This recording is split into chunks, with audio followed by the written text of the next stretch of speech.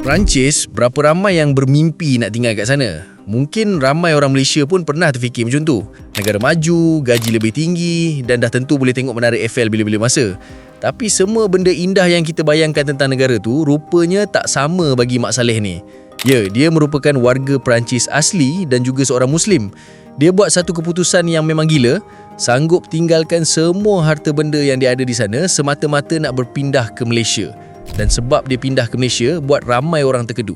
Voilà une des raisons pourquoi j'aime la Malaisie. Salle de prière partout, même dans les salles de jeu, regardez. Il y a toujours un petit espace pour accomplir sa prière. Ici, tranquillement. Voilà. Et maintenant, je peux retourner jouer avec les enfants. Alhamdulillah.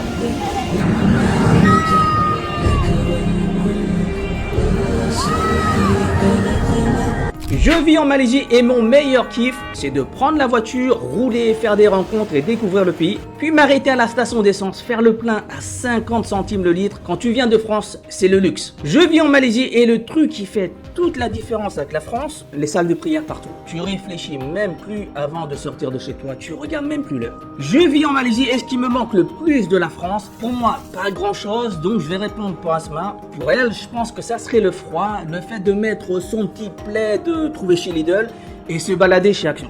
Je vis en Malaisie et ce qui me manque le moins de France, la ligne 13 et perdre du temps chez Action. Je vis en Malaisie et ma plus mauvaise expérience en Malaisie, c'est avec des familles françaises. On a peut-être la même nationalité, la même religion, mais un conseil, fuyez les gens qui n'ont pas les mêmes valeurs. Et de toute façon, à la fin, il y aura un truc naturel. Je vis en Malaisie et le plus gros inconvénient, la distance avec la France, car on a une bonne partie de nos familles et amis en France. En tout cas, la France, je trouve qu'on l'apprécie en la quittant. On est toujours content de rentrer en France et content de la requitter. Je vis en Malaisie et la meilleure astuce quand tu déprimes, pour nous croyants, ça aide de se rapprocher de notre religion, l'islam. Pour les autres, je vous conseille 5 minutes de CNews, 5 minutes de BFM. Le dosage peut varier d'une personne à une autre. Ça parle aussi d'islam tous les jours. Et si tu déprimes toujours, va faire un plein d'essence et tu vas vite retrouver le sourire. Ya, kita boleh tengok dalam video tu.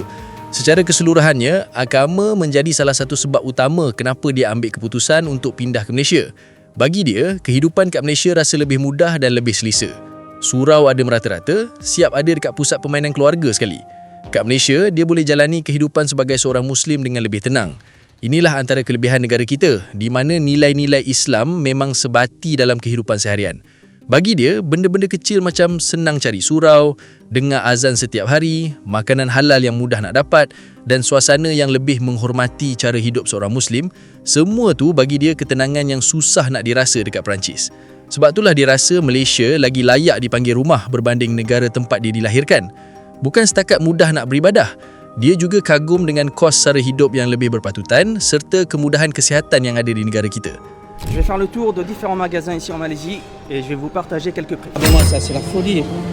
Même pas un ringgit pour la glace chez Burger King. Le menu à 9,90, 2 euros. Le pot d'un kilo de Nutella, 50 ringgit. La bouteille de Coca, 4,50. Le Barilla, 6,99. Ça, c'est pour notre chat. Il n'y a pas la marque qu'on veut, mais je vous montre le prix. 14 ringgit 99. La viande, 86 ringgit le kilo. 42,70. 17,90 les Lays. 22,90 biscuits Nutella. Et les bonnes mamans, citron tartelette, 15 ringgit. 60 ringgit le sac de 10 kg de riz. Un pot de yaourt, 3 ringgit 10.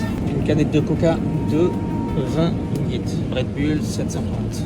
5 avocats, 10 ringgit, 2 euros. Alors les mangues Susu Gold Mango, 10 ringgit le kilo. Actuellement, le kilo de pastèque à 3,90. Là, 2 packs de jackfruit, 18 ringgit. Bon, c'est un peu plus cher que la moyenne. Guarnachi, 6 pièces, 10 ringgit, 2 euros. 3 fruits du dragon, 12 ringgit. Le croissant pur beurre, 6 ringgit, 30.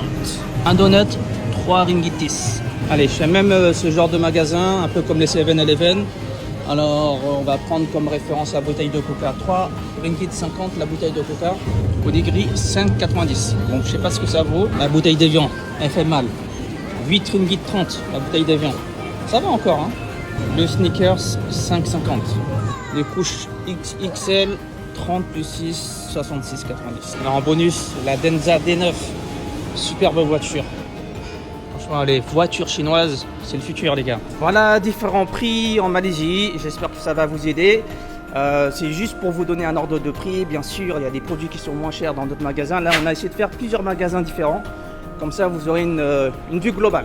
42 ans, les gars. Il est temps de faire un bilan de santé ici en Malaisie. Je vais vous montrer à quoi ça ressemble. J'ai pris rendez-vous dans un grand hôpital privé de Kuala Lumpur. C'était super simple. J'ai réservé et payé directement sur leur site internet, comme si j'achetais un produit sur une boutique en ligne. Il existe plusieurs forfaits selon vos besoins et votre budget. Ça va d'une simple prise de sang à des examens plus poussés comme les radios, les IRM, les tests cardiaques, les bilans hormonaux, les tests d'allergie, etc. Le jour J, je me rends à l'hôpital à jeun. J'arrive, je prends un ticket, je remplis un petit formulaire et ensuite, c'est parti. C'est très bien organisé. Franchement, ça ressemble presque à une chaîne de production. On vous appelle par votre nom et on passe de salle en salle. Dans mon forfait, j'ai eu droit à la pesée, la taille et l'indice de masse corporelle, un test de la vue, un électrocardiogramme, une radio du thorax, une prise de sang très complète, un test urinaire, une consultation avec un médecin. Après tous les examens, je vais déjeuner pendant que le médecin analyse mes résultats. Je reviens dans l'après-midi pour la consultation finale. Le médecin m'explique tous les résultats et si quelque chose cloche, il peut m'orienter vers un spécialiste. Les prix, ça commence à environ 30 ou 40 € selon le centre et le type de bilan. Pour ma part, le forfait m'a coûté environ 120 € et honnêtement, vu le service, ça les vaut largement. Ya, semua video tu sebenarnya bagi satu gambaran besar tentang betapa luar biasanya potensi negara kita. Selama ni kita selalu rasa negara lain lebih hebat sebab lebih maju dan gaji lebih tinggi. Tapi tanpa kita sedar, ada banyak benda yang kita anggap biasa sebenarnya jadi kelebihan yang sangat dihargai oleh ramai orang barat bila mereka datang ke Malaysia.